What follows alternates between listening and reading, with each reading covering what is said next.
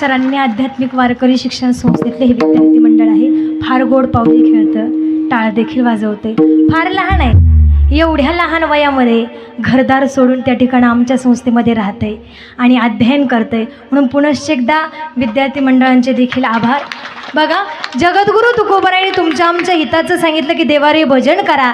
या भजनामध्येच तुमच्या आमच्या जीवनाचं काय आहे, कल्याण आहे. पण आपण म्हणतो करुणा देवाचं भजन पुढे करू, अगोदर संसार करू, संसाराची बरोबरी करू. एकदा का संसार पूर्ण झाला मग आम्ही परमार्थ करायला मोकळे झालो. पण संसार पूर्ण होत नाही. बघा, उदाहरण सांगते. एक मावशी मला पंढरपूरला जाताना भेटल्या.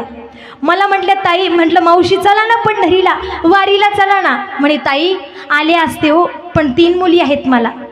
2 मुलींचे लग्न झालेत, एकदा का तिसरीचं लग्न झालं मग मी वाऱ्या कराया, काय म्हटल्या, वाऱ्या कराया मोकळी झाले. म्हटलं मावशी तुम्ही कधी मोकळेच होणार नाही. म्हणे कसं बरं ताई.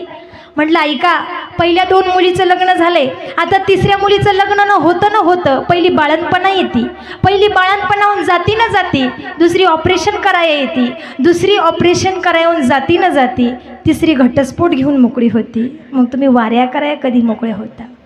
जेवढं त्याच्यापासून दूर जायला लागाल तेवढंच त्याच्यामध्ये गुंतले जाल आणि देवापासून दूर जाल. आणि एक दिवस या भवसिंधूच्या पुरामध्ये तुम्हा मा जीवाला वाहून जावं लागेल. हेच जगद्गुरु तुकोबाराय अभंगाच्या 2ऱ्या चरणात सांगतात.